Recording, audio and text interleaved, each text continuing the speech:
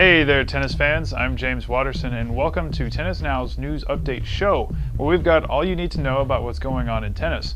This week we've got the second to last Masters tournament in Shanghai, and the women are in Osaka, Japan, and Linz, Austria. But we'll start off with the big news of the week. Novak Djokovic will end the year as the world number one, despite not playing since he won the US Open, his third Grand Slam title of the year. He clinched the spot when second-ranked Rafael Nadal lost in the third round in Shanghai to Florian Mayer of Germany. It's been a heck of a year for Djokovic, who has a 64-3 record and has won 10 titles, including 5 Masters Series titles.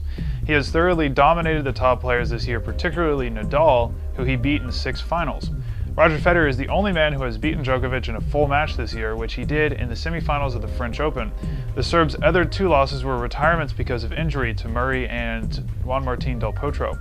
Djokovic has been out of the game the last month because of a back injury, but he is supposed to return at the end of October. Nadal wasn't the only top seed to fall early in Shanghai. World Tour Finals hopefuls Mardy Fish, Tomas, Berdych, and Jo-Wilfried Tsonga lost in the third round or before earlier this week. Fish lost to Bernard Tomic in 3 sets in the second round. Tsonga lost to Kei Nishikori in his opening match, and Berdych lost to Feliciano Lopez in the third round.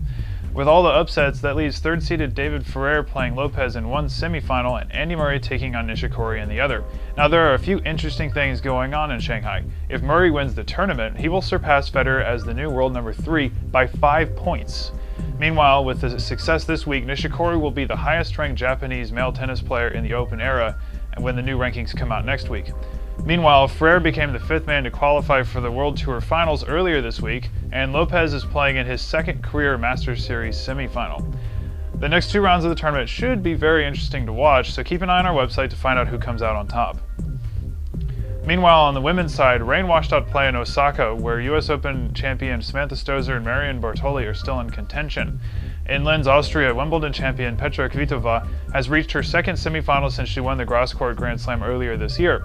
The Czech has seen mixed results since she won her first major title, but it seems as if she's putting her game together in time for the WTA's YearEnd Championships, which starts October 25th. And with all that out of the way, let's go to Lauren Lynch to get the skinny on what's going on off the court. Thank you, James. For the 2012 Australian Open mixed doubles, rumors were flying around about Serena Williams and Andy Roddick pairing up. But Williams took to Twitter to confirm the whole thing. She tweeted out on September 13th, "Me and @Andy Roddick decided to play mixed doubles Australia. We love Aussie. Book it. It's real." The two have also confirmed to play for the United States at the 2012 London Olympics. Venus Williams will play with doubles champion Bob Bryan. Serena has won gold medals at the 2000 Sydney Olympics and the 2008 Beijing Olympics with her sister Venus. Williams won Wimbledon and the US Open in 1998 playing mixed doubles with Max Mirny, and 4 Australian Open doubles titles with her sister Venus, of 20 total titles. Roddick has never won a mixed doubles or doubles Grand Slam title. Well, Rafael Nadal is estimated to earn around $21 million a year in endorsements. He just announced that he would play the Wimbledon warm-up tournament in Halle, Germany next year rather than at Queen's Club, but denied that he made the change because of a $1.2 million appearance fee.